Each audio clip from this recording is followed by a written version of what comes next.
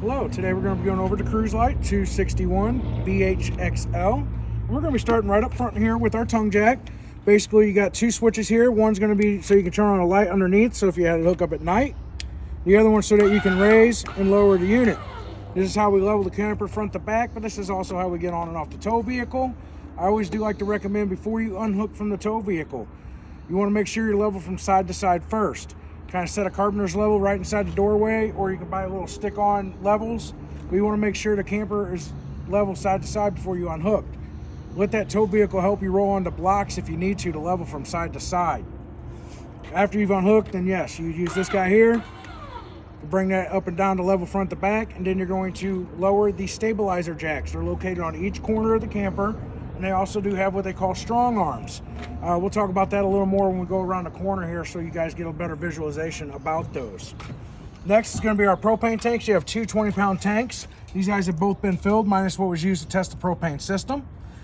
This is basically just an auto changeover. So it is always recommended to have one tank on at a time, so that way you know when one of the tanks are empty. It is designed where you had them both on. It just kind of just gradually pulls from both sides and they both end up empty. So it's always better to have one on and one off so you know when one is empty. Next is going to be where our battery is located. This is 24 series deep cycle marine RV style battery. Back behind there is where our battery disconnect is located. Basically with this guy, you're going to turn this and this key would come out.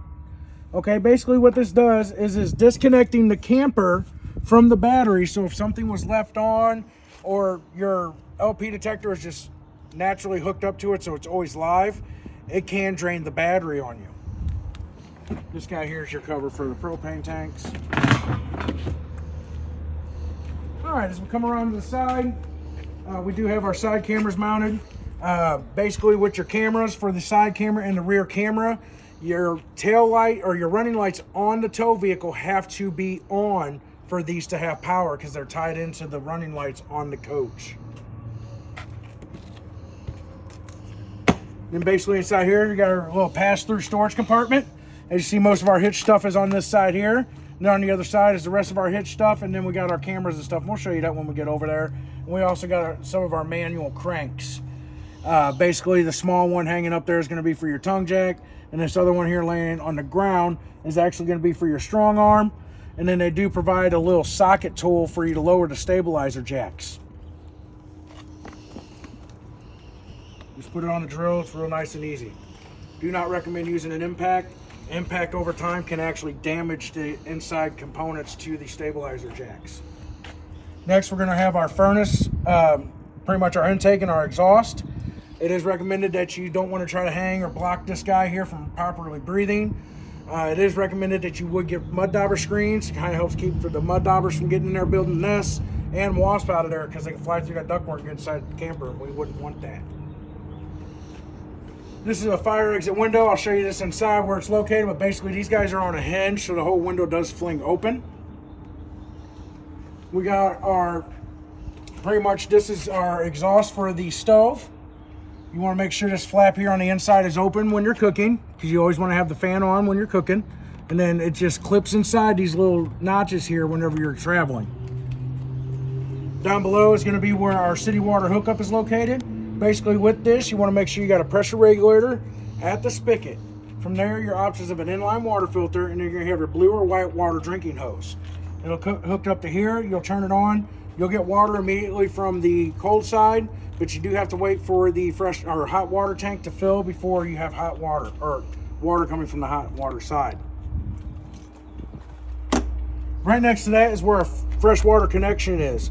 Basically, it's gravity fed. You just stick the hose in and let it fill. You do want to read the monitor panel inside. When it reads full, you want to shut that water off. Waiting for the water to shoot back out of here can cause damage both to the outside and the inside where it is connected on the back side of this piece here. Here's a notice sticker. This basically tells you want to make sure you check the lug nuts on your tires. These guys are torqued to 100 foot-pounds, and it is recommended you do this at 50, 100, and 200 miles. I usually like to say anytime you leave a campground, first place we stop is the gas station to fuel up to head home. While you're fueling up, you can check the lug nuts. You're knocking out two birds with one stone. You also do want to keep the tires topped off to their max PSI level. I believe these guys were 65 PSI. And let's find that just to confirm. Yep, 65 PSI. While I'm also down here, as you see, it says freshwater drain. That is going to be located back behind this tire. Try to step back here so you can try to get a little bit of visual. Nice thing is it's got a nice like 1.25 inch, 1.5 inch dumping, so it's going to dump the water out really quickly. I am going to go ahead and open this. I believe there should still be some water left in there, so you guys can actually kind of see how fast it's going to dump that water out.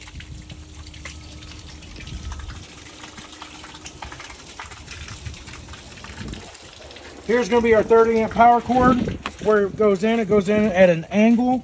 You push and shove it in and it twists to lock into place, and then this here will thread on to help keep a lot of the water out for you. All right, so down here it's a little easier to see the strong arm jack, so I can kind of show you these guys. Basically the handle you would have is so you can twist these T-locks. This will tighten them and loosen them. Basically you always want to tighten them when you're traveling so you don't potentially lose these going down the road, because it does happen. But basically you're going to loosen this guy up. Lower your jack down. Sometimes you do have to tap the jack because these guys, you know, they're a little stiff, so they like to try to pull the jack with it. So you usually got to kind of help tap that guy out a little bit as it's going down. Once it's down and you got a good stabilization to the ground, then you will tighten this guy back up, and it just helps stiffens up the stabilizer, so there isn't as much rocking around in the camper.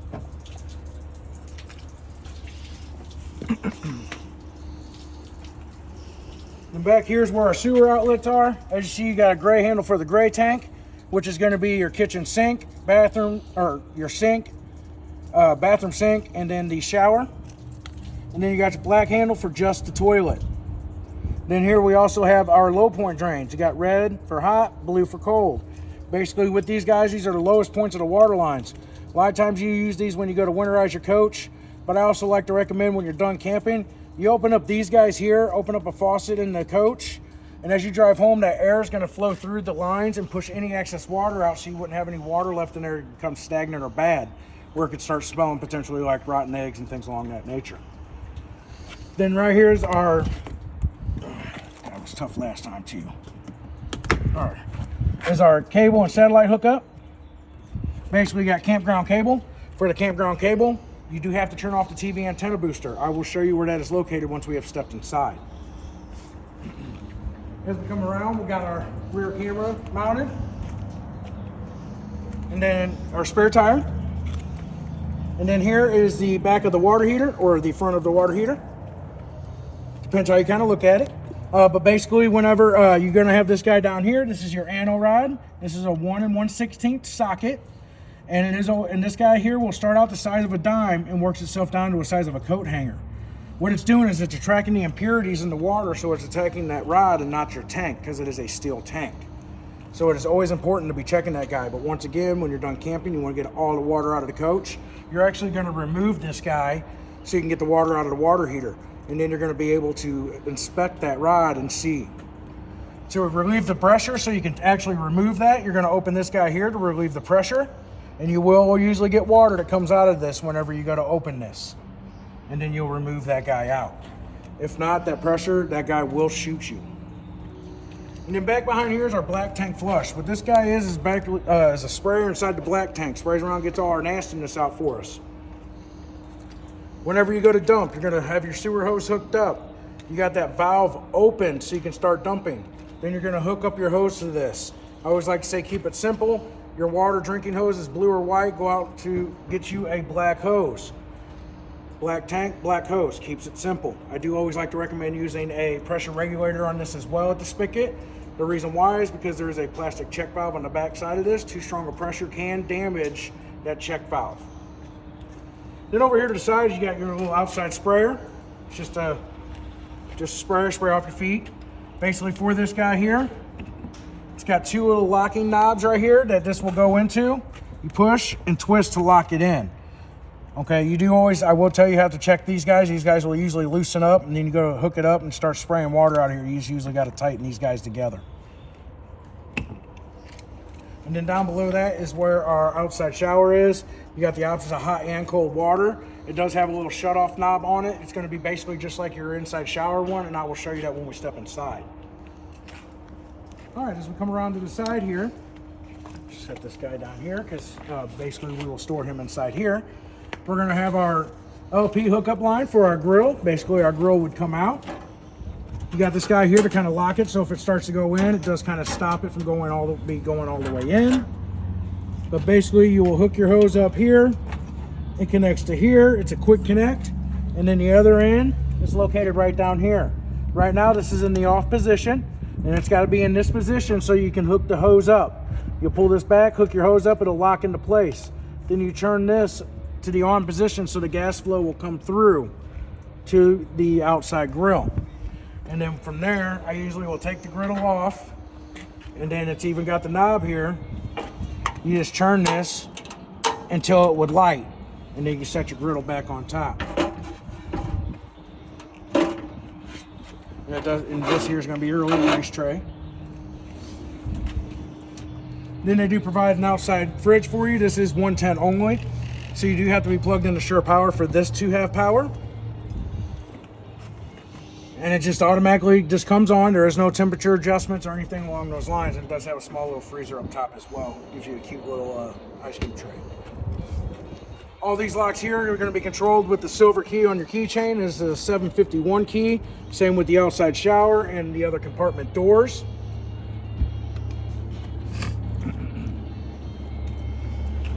So you can bring a TV outside if you wanted to. So you can hook it up to here, and then you got a 110 hookup down here, so you can be able to plug the TV in. We do have the outside speakers on.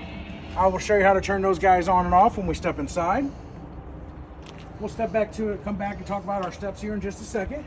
Basically, come over here to the other side. With this one here, it's a nice little dry erase style board. So like if you guys start to run out of stuff at camp, you can just kind of write it down. Take a picture of it when you go to leave. If you leave your camper at a stationary place, take a picture of it, then you already know what you got to get for camp next time you go out. It's a nice little feature. Then inside here, like I was saying, this is going to be our camera for the the monitor for the cameras, which it has multiple different style hookups. It's got 110 hookups, your standard cigarette lighter hookup, and then it comes with an Allen key, so you can adjust that rear camera. If you don't like where it's kind of tilted, you want to try to adjust it a little more, you can do so. All right, so with our steps, one thing that you always have to make sure that you know is that this door is all the way open. All right, when you go to bring these steps. The reason why is because you got your locking pieces here to help keep this secured on the frame of the door. And then when it's closed, it keeps it secured. But if this door is partially open, that guy will hit this and cause damage to your screen door if you're not careful. These guys here, so you can adjust the feet. Pretty much you can raise them up or down.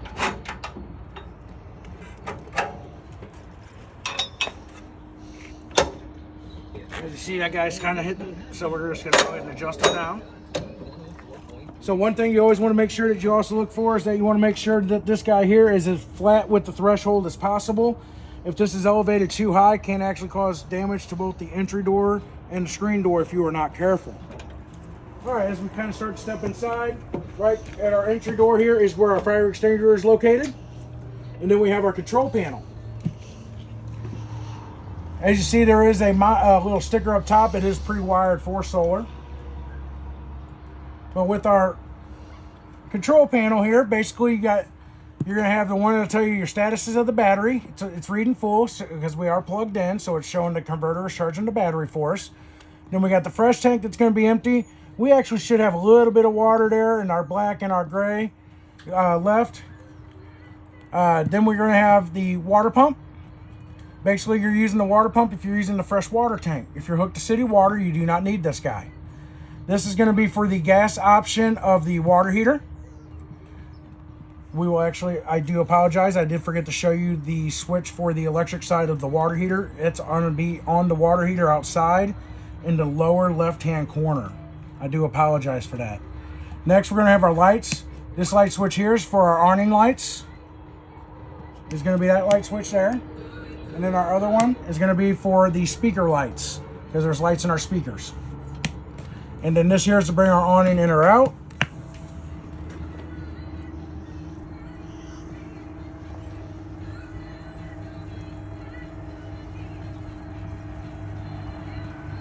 And as you can see, he is not the fastest guy in the world.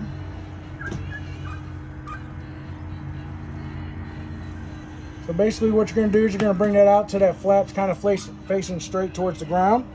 And then these guys here, as you see right here, have stickers on each side. And it tells you pull down here to adjust, create a pitch. Okay, these are meant to be as a shade protected. They do recommend that if there's a storm coming or if you're not at your site, it is recommended you should bring the awning in, because you just never know when a strong enough gust can come and cause damage to both the awning and to the camper if you are not careful. Alright, so then as we're bringing this guy in, the next one down here is going to be it says dimmer. This is going to be for pretty much our main lights right here in this area.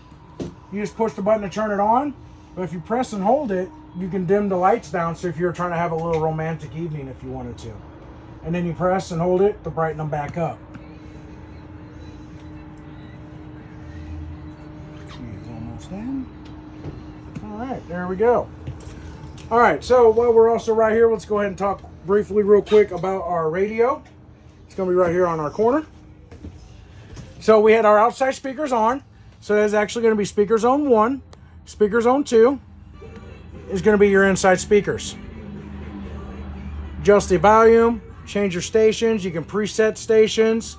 It is Bluetooth syncable, so if you want to hook your phone up to it, it's called a couple different options with it as well. One thing to note though is if you just push this power button, all it does is it mutes it. It does not turn it off. You actually have to press and hold the button for usually 3 to 5 seconds for it to actually turn off. And this guy here is going to be our remote for him. Alright, so then as we step back here towards the bedroom area, our light switch here is going to be for just these 2 lights. As you see, you got the little storage here underneath, but it also goes to your storage compartment as well. Bring this guy down. Basically, you have 12-volt hookups on each side of the coach. And inside our closet area here, you're going to have 110 hookups. And as you see, they got the little passage made through. This is designed for CPAP machines, so you can be able to store the CPAP machine in here and plug it in. But basically, it is also your little closet area, too. And then you do have some storage up above as well. And then this guy here is like your little laundry chute, so you can put some laundry in there if you needed to. Right behind, near the fire exit window there, it's going to be where you would hook up for a TV. Basically, it would get mounted on this wall in this general area. I recommend using a stud finder to try to find the right place where they have the board put in here for this. And then with our fire exit window, basically with this guy, you got to lift and pull it around, and it'll swing and it'll even prop open. So on a nice day, you can open up this, turn on the fan in the bathroom, create a nice little attic flow on some of those nicer spring days. Which, you know, in our time right now, we get 70 degrees one spring day, and then it's into the 30s the next. Welcome to spring in Missouri. Or 80. Right. Or both of them in the same day. So basically, next we're going to have our couch here. This guy does fold down into a bed as well. And you do have another fire exit window here also. Basically, you just remove your cushions, and this guy will lift and drop down, just like so.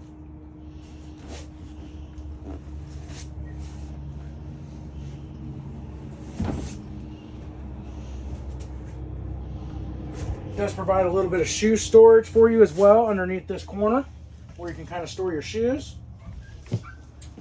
And we got our sink here. You do have plenty of cabinet space up above. We got a nice little sticker right here. So this sticker here will allow you to download a PDF file for a manual for this camper. Okay, you just got to scan that QR code there.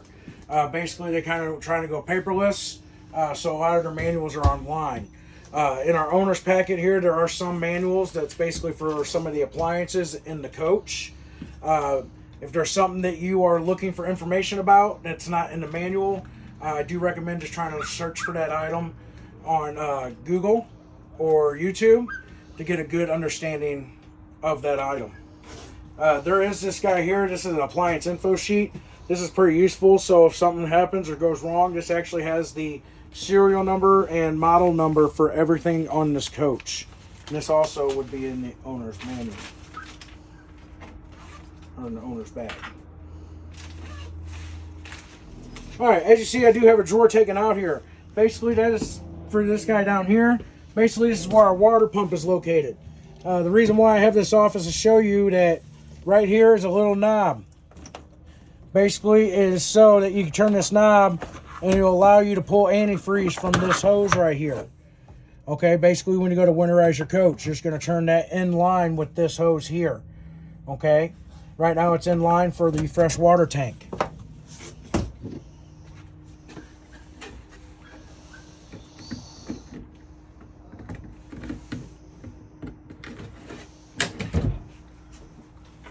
I make it look so easy right now, but I tell you, you probably will have a harder time yourself, honestly, because sometimes I have a hard time putting those guys back on.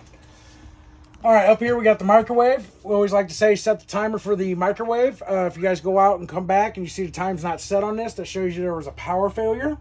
So you want to look into to see if that was the campground or if it was the electric company itself. Other than that, the microwave is usually pretty self-explanatory. Then we got our hood range. You got your light and then your fan. Your fan, like I said, once again, that's got to be open out there for the fan to have power. As you hear, it takes just a few seconds for it to get going. This guy's not a glass stovetop, so this does have to be flipped up whenever you go to cook. You got this guy here, which kind of turns on a little ambiance lights here, but there's also a light for the oven. This guy on the far side is going to be your spark igniter. So what you'll do is just basically turn it to high, turn it to light. As you see, it lit up pretty good for me. I've already kind of ran propane through the system and things whatnot. So when you usually first turn on a propane tank, you usually will have to come to the stove first to kind of help cycle that propane through the coach. And then this guy here is going to be for the oven. Same kind of concept. You're just going to turn it to that flame icon, but you're going to push and hold it in while you turn the spark ignite. Once it's been lit, you hold it in for 5 to 7 seconds, then you would set your temperature. Usually if you angle this just right, you can usually try to catch that spark and you can see the flame when it lights off this glass here. You just got to angle it just right though. That way you ain't got to head your head all the way down there. You're sitting all contorted like this, trying to turn knobs. Alright, so then next we got our 12 volt fridge here.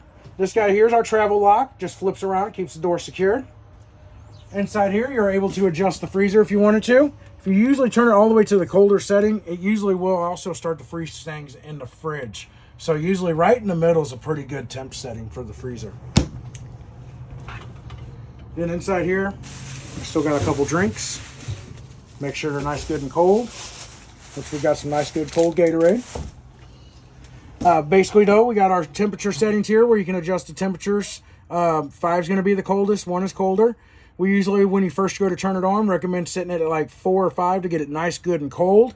Then usually after that, you just push the set button and you can change it. And usually 3 is pretty sufficient. Maybe in those dog days of summer, you might have to go to 4 because it is usually working a little bit harder to keep everything cold. When you go to turn this guy off, and the reason why you want to is because it can actually, if you forgot to hit your battery disconnect, this can drain your battery because you do not have solar panels. But basically, you just press and hold this guy for 10 seconds, and it will shut it off.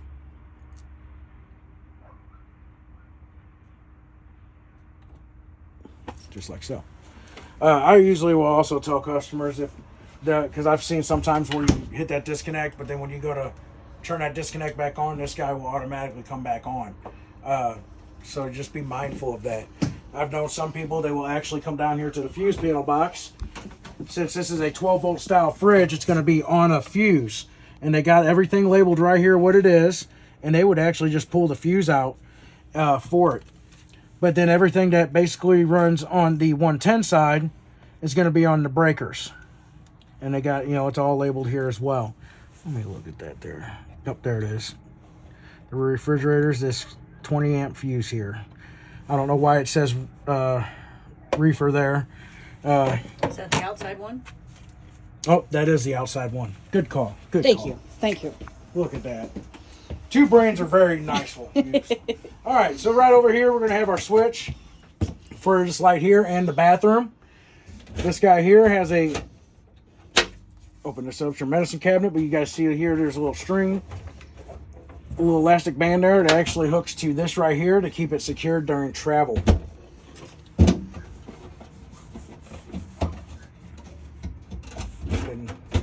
It won't pop open. It will a little bit, but They're the engineers, not us. Then basically you got your sink here. Like I said, if you're trying to open up those low points, I usually will open up our faucets here. Make sure your caps or your stopper ain't in there, and that water can leak. You got your GFCI located right here. So if for some reason there's outlets not working in the coach, come check this guy. Make sure he hasn't been tripped. Some of the outlets, if they ain't got a GFCI sticker, that means they're usually connected straight to the breaker down there. Usually under a general is usually what they're labeled as. Next, we're going to have our thermostat. Basically, with this guy, there's a lot of button pushing. When you first turn it on, it's going to light up the screen. But then you'll have fan low and fan high. Basically, that's just the fan turning on the air conditioner itself. Then you're going to have cool high and cool low. And these two settings here, the air conditioner will just continuously run. It will not matter what you have the temperature set to. Like right now, it's set at 68. Once it gets, it'll drop down as low as 50. I mean, it will get cold in here. It won't just shut off, depending on what the temperature is outside. All right, most air conditioners usually only put out a 20-degree difference of what it is outside. So if it's 100 degrees where you're at, and you can get it below 80, you're doing great, honestly. Then after that, you're going to have cool low auto and cool high auto. And it's in these two features where it would shut off once it has reached the desired temp that you have it set to. And then our last option is going to be heat or furnace, which is LP only. It's not electric. And then once again, you'll just set your temperature to whatever you would want your desired temp to be. This guy does have a natural rundown cycle. So when you go to turn it off, it will usually it's usually anywhere between 90 to 238 seconds. I don't know why it's such a weird number, but that's usually what they tell us. Right here on this side wall is a little hard for us here. We're going to have to juggle around, so let's just juggle around a little bit. Here's going to be our LP/carbon monoxide detector. All right, this is recommended that you test this every 9 to 14 days. Okay, you want to make sure that this guy is properly working. Basically, there's a button right here. You're just going to push it, and it's going to start performing its test. And then as you see, it went back to green. That's all we got to do. If this guy's going off, it's either sensing propane or carbon monoxide in your coach. And you do want to take the emergency precautions. All right, first person out the door is going to go turn off the propane at the canisters. The second person's trying to get anyone else out, including the pet goldfish named Steve if you got one. But try to open a couple of windows as you're getting out so it can help vent. Do not try to turn on exhaust fans or anything like that. We're not trying to create a spark. All right, then we're going to get 50 feet away for at least 15 minutes. Come back in. Usually the first place I want to tell you to check is the stove. A lot of times these guys will just get bumped and twisted and it can start releasing that gas. It can happen. So just always please be mindful. If you come in, you see this ain't on, you turn the propane back on, it starts going off again. The only other place that propane really comes into your camper is the stove and the furnace. So if that's the case, then you do want to turn it off and do have it serviced and looked at. Okay, those are usually the two main places that propane comes in the coach. All right, now we're going to shuffle around again. Do our dance here and switch places. To the bathroom. As you see, it is super spacious. But basically, here's the shower head I was telling you about. It's going to be the same on the outside shower. It's going to have this little stopper, but it's going to be black. It won't be a white one. But basically what that is so that you can reduce the flow of water when you're taking a shower. The reason for that is because your water heater is only 6 gallons. The average American will use 38 gallons of just hot water when they're taking a shower. All right, so you're just outmatched in itself already. But that stopper button or that reducer is supposed to help you try to get the most out of that hot water tank. Then we got the toilet here. Basically with the toilet, you always do want to make sure there's some kind of liquid in that toilet so that seal doesn't get dry rotted or brittle. You would lightly press on this pedestal down here to be able to add water so you could do your business. Pressing all the way down, it's going to flush. I do always like to say, put some non-stick cook spray in there. It's going to help everything slide down easier. It makes it easier clean for the cleaner. Then above my head is going to be your manual crank to open your vent. And then your switch to turn it on. All right. So then we have our 2 upper and lower bunk. As you see, there's also a fire exit window located up top as well. You got USB hookups for each side. turn these guys on by hand. This one, there's one down here below. And then the fun part is where it gets a little dark, so I'm going to try to show you this and explain it to you as best as possible, where you guys can kind of see. I may try to take this here so I can squeeze back there to show. Yeah, so this is going to be the fun part when you go to winterize. So you're going to have two handles there. As you see right now, they're in line with the water heater so that the cold water will go into the water heater to fill it up. And then you got your hot where it would come out. So in the wintertime, you're going to turn these valves where they're in line with that blue hose connecting the two with the hot and cold line. And then there you bypass the water heater so antifreeze would not go into there. Okay. This lovely guy right here is our little false wall that goes in right here. All right.